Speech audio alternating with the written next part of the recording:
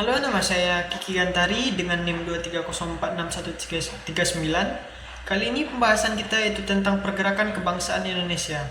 Pernah nggak kalian ngebayangin gimana rasanya hidup di masa ketika Indonesia masih belum merdeka? Semua masih terpecah-pecah, perlawanan cuma muncul di daerah-daerah, dan tenaga rakyat jelas tidak sebanding dengan kekuatan kolonial.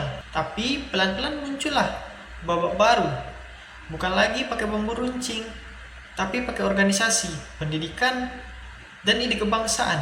Dari sinilah awal mula pergerakan nasional yang bikin Indonesia makin dekat ke pintu kemerdekaan. Kalau kita lihat perjalanan pergerakan nasional Indonesia dari tahun 1908 sampai 1942, ada pola yang jelas.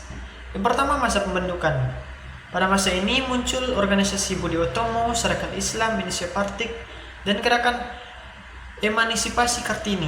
Fokusnya yaitu pada pendidikan, kesejahteraan nasional, dan memperbaiki kondisi rakyat. Pada masa yang kedua itu masa radikal. Ada PKI, PNI, dan Perhimpunan Indonesia yang tampil lebih berani. Mereka tidak mau bekerja sama dengan Belanda dan terang-terangan bicara soal kemerdekaan. Yang ketiga, masa moderat. Pada masa moderat ada organisasi seperti Parindra, Gerindo, dan GAPI yang memilih jalur yang lebih diplomatis. Mereka memakai parlemen, pendidikan politik, dan pendekatan kooperatif. Belum lagi peran organisasi pemuda dan perempuan yang luar biasa. Dari Jong Java, Jom Somotrabon, hingga lahirnya Sumpah Pemuda 1928 yang menyatukan identitas Indonesia. Jika kita satukan potongan-potongan kisah, maka akan terlihat kalau perjuangan Indonesia itu hasil dari kerjasama dari berbagai pihak. Pemuda membangun semangat persatuan, perempuan memperjuangkan pendidikan sesama, pers menyebarkan ide dan kritik lewat tulisan, organisasi politik memperluas gerakan lewat organisasi modern, dan rakyat biasa ikut bergerak ketika krisis ekonomi makin parah. Semua elemen ini berkaitan satu sama lain, saling menguatkan dan membuat gerakan saling solid. Hal paling menarik dari semua ini adalah Indonesia tidak bisa bangkit cuma karena satu tokoh atau satu organisasi.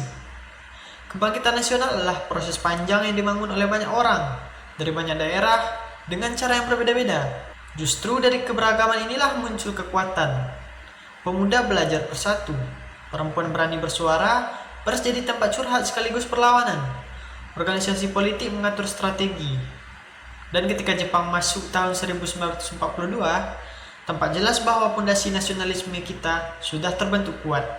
Lewat cerita ini, saya ingin mengajak kita semua untuk melihat sejarah bukan cuma sebagai hafalan, tapi sebagai perjalanan panjang yang membentuk siapa kita hari ini. Hanya sekian pembahasan kita pada kali ini. Saya akhiri dengan mengucapkan terima kasih.